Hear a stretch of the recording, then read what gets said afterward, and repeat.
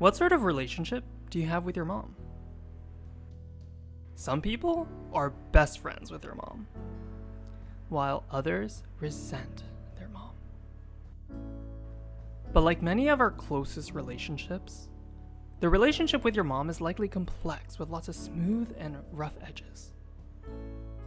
For me, over the course of my life, the relationship with my mom has been filled with love, resentment, and fear.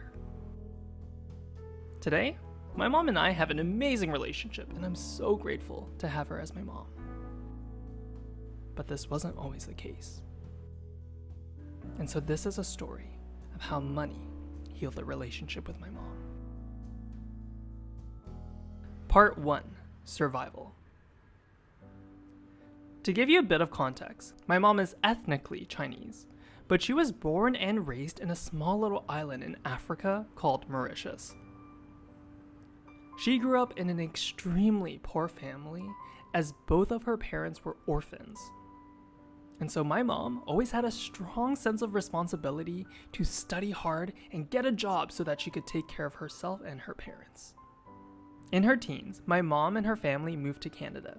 And when she was only 22, she started working as a nurse and was finally able to fulfill her duty of being able to take care of her family. Fast forward a few years later, my mom got married and had her own beautiful kids. A daughter, my sister, and a son, me. I remember the early days of my childhood was filled with only good memories. We would have family dinners almost every day, go on trips together as a family, and spend quality time together. But then, suddenly everything changed. When I was about 8 years old, we moved into a new house with extra rooms, long hallways, and a massive backyard. It was perfect. Until it wasn't.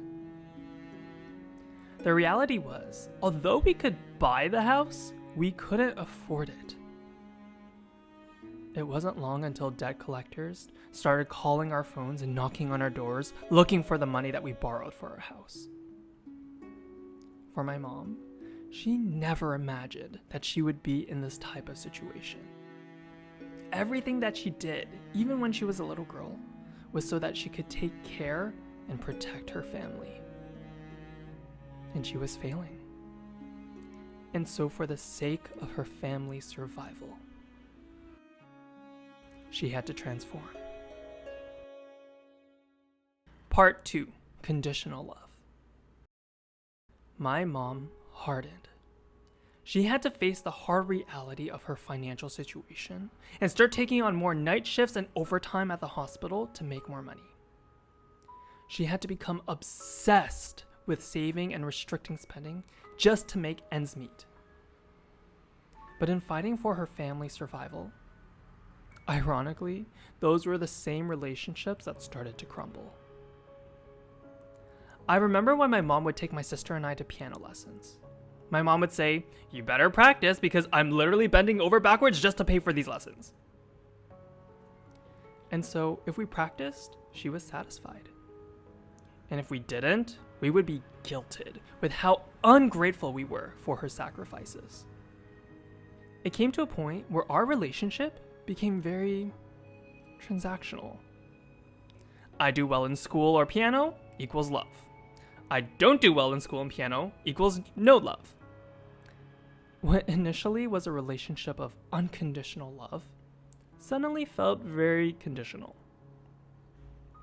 I remember going to university a few hours away from home, and I feel bad to say this, but I didn't miss my mom at all. I mean, the only connection that we had at this point was that she was helping me to pay for university. I was extremely grateful for that. But a relationship between a mother and son shouldn't just be about money.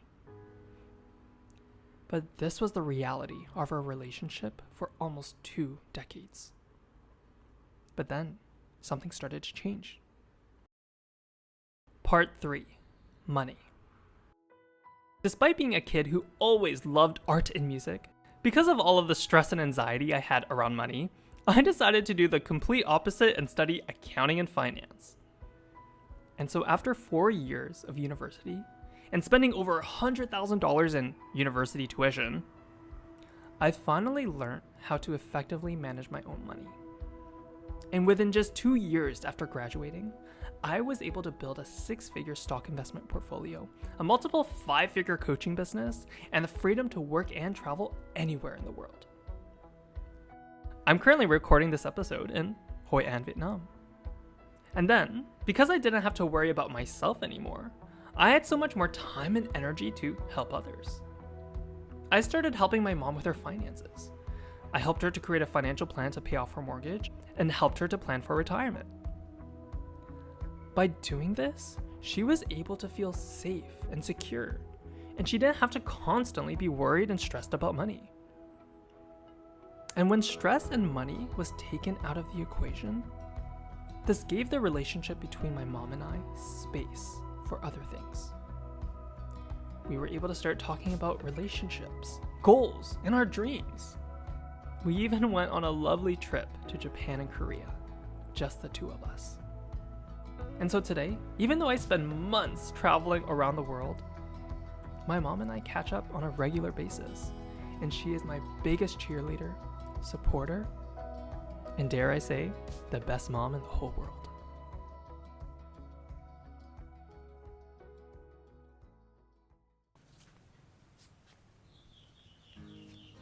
Okay, so you might be wondering what happened here.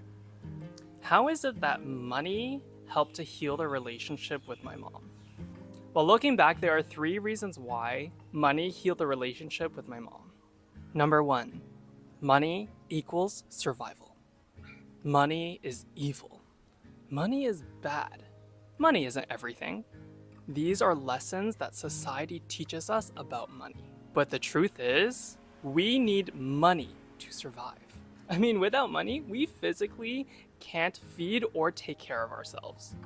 According to the behavioral theory Maslow's hierarchy of needs, in order to satisfy higher level needs like love and belonging, esteem, and self-actualization, you first need to satisfy your lower level needs of food, safety, and shelter. And do you want to guess what you need in order to buy food, safety, and shelter? You guessed it, it's money. And so the reason why the relationship between my mom and I got so bad was because when we were losing the house that we were living in, our basic human needs were being threatened. And because of this, we couldn't worry about love and belonging because survival was our priority. But once I learned how to use money to ensure our survival, this is when we could actually start to rebuild our relationship together. And so yes, money isn't everything, but you need money to satisfy your basic human needs. And when you can do this, then you can allocate all of your time and energy to pursuing a fulfilling career, improving your relationships, and becoming the best version of yourself. Number 2, you need to be selfish before you're selfless. If you've ever flown in a plane before, there's a common saying that you first need to put your mask on first before you help others with theirs. And the reason for this is because if you're dead and unconscious, you can't help others. And it's the same thing with your personal finances. When I didn't know how to manage my own money, I couldn't even take care of myself. And because I couldn't even take care of myself, I wasn't able to help my mom. And so even though I really wanted to help my mom, I first had to be selfish. I had to learn how to use money to take care of myself first. And it was only then when I could start to help my mom. I have a lot of clients that really want to help others. They want to help retire their parents, make a positive impact in other people's lives. But the thing is, you need to first learn how to take care of yourself. And when you can do that, you're in a better position to help your loved ones. Number 3, money is a tool. Our friend money here gets kind of a bad rep. Money makes you greedy. Money makes you a bad person. But the truth is, money is just a tool. And a tool can be used for good things or bad things. It doesn't change who you are. For example, a knife can be used to cook a delicious meal. Or it could be used to really hurt someone. What matters is the intention of the user. Money in the hands of a bad person will give them more time and energy to do bad things. But money in the hands of a good person will just give them more time to do good things. And so, because I'm a good person, when I learned how to use money, this gave me more time and energy to help my loved ones. I was able to help my mom retire, help my friends with their personal finances. And this is why you need to learn how to use money. Because if you are a good person, money will give you more power to do more good in this world. And so this is how money healed my relationship with my mom. Money helped us focus on what really matters, which is family. Money gave me the power to be able to help my family. Money gave my mom and I the freedom to rebuild and heal our relationship. And so I'm curious, if you didn't have to worry about money, how would this change the relationship with your family?